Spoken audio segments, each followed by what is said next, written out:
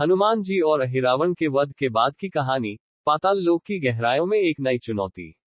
हनुमान जी ने अहिरावण का वध कर राम और लक्ष्मण को मुक्त कर दिया था। ये कार्य उनके अद्भुत पराक्रम और निष्ठा का प्रमाण था। लेकिन पाताल लोक से निकलने के बाद भी समस्याएं समाप्त नहीं हुई। अहिरावण की मृत्यु से पाताल लोक के अन्य राक्षसों में आक्रोश भर गया था। अब ये कहानी हनुमान जी के साहस, बलिदान और भक्ति का एक नया अध्याय प्रस्तुत करती है। अहिरावण का गुप्त भाई महिरावण। हनुमान जी, राम और लक्ष्मण को लेकर पाताल लोक से बाहर निकलने ही वाले थे कि अचानक गुफा के एक कोने से भयावह गर्जना सुनाई दी।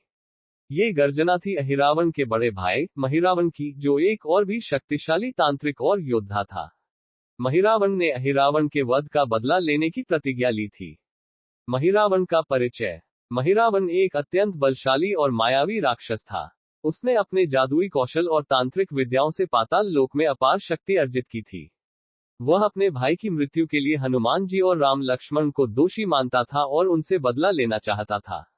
महिरावण की चाल। महिरावण ने अपनी मायावी शक्तियों से गुफा के द्वार को सील कर दिया, जिससे कोई भी बाहर नहीं जा सके। उसने अपनी शक्ति से एक जादुई भूल भुलैया का निर्माण किया, जिसमें राम, लक्ष्मण और हनुमान को फंसाने की योजना बनाई। हनुमान जी ने तुरंत स्थिति को भांप लिया।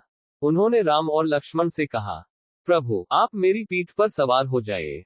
मैं इस मायावी भूल भुलैया को भेदने का प्रयास करता हूँ। राम ने मुस्कुराकर कहा, हनुमान, मुझे तुम पर पूर्ण विश्वास है। इस संकट से तुम ही हमें बाहर निकालोगे।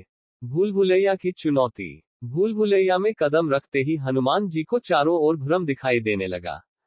हर दिशा एक जैसी लग रही थी। जगह जगह पर महिरावण के राक्षस छिपकर हमला करने की कोशिश कर रहे थे। हनुमान जी ने अपनी गदा से उन पर प्रहार किया और उनका अंत किया। भूल भुलैया का रहस्य। ये भूल भुलैया केवल ताकत से नहीं, बल्कि चतुराई और धैर्य से पार की जा सकती थी। हर मोड़ पर एक चुनौती थी, जो केवल सही उत्तर देने पर ही खुलती थी। पहले द्वार पर एक विशाल नाग प्रकट हुआ और बोला, अगर तुम इस द्वार को पार करना चाहते हो, तो मेरी पहेली का उत्तर दो। वह क्या है जो बिना किसी आराम के चलता है, लेकिन कभी थकता नहीं? हनुमान जी ने तुरंत उत्तर दिया, समय। नाग ने मुस्कुराते हुए द्वार खोल दिया। महिरावण का जादू। भूल भुलैया के दूसरे छोर पर महिरावण ने अपनी शक्तियों से एक विशाल दैत्य उत्पन्न किया। वह दैत्य इतना शक्तिशाली था कि उसकी हर चाल से गुफा कांप उठती थी। हनुमान जी ने अपनी गदा उठाए और उस दैत्य का सामना किया। दैत्य ने हनुमान जी पर आग के गोले बरसाए, लेकिन हनुमान जी ने अपने कौशल से उन सबको निष्प्रभावी कर दिया। अंत में हनुमान जी ने अपने विराट रूप में उस दैत्य का वध किया। राम और लक्ष्मण का अपहरण। महिरावण ने अपनी अंतिम चाल चली। उसने अपनी माया से राम और लक्ष्मण को गायब कर दिया और उन्हें अपने महल में कैद कर लिया।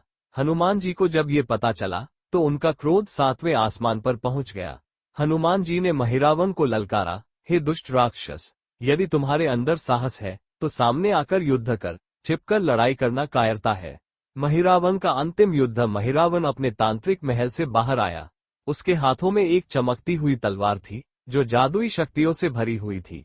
उसने हनुमान जी पर प्रहार किया, लेकिन हनुमान जी ने अपनी गदा से उसका हर वार रोका।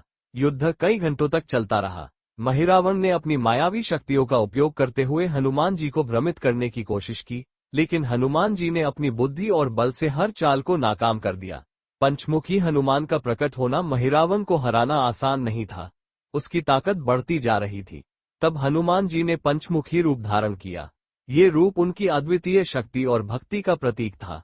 पंचमुखी हनुमान ने अपने 5 मुखों से महिरावण के सभी मंत्र और यंत्र को नष्ट कर दिया। अंत में उन्होंने महिरावण का वध किया और राम और लक्ष्मण को मुक्त कराया। पाताल लोक से मुक्ति। महिरावण के वध के बाद पाताल लोक की माया खत्म हो गई। हनुमान जी राम और लक्ष्मण को अपने कंधों पर बिठाकर वापस लंका की ओर उड़ चले।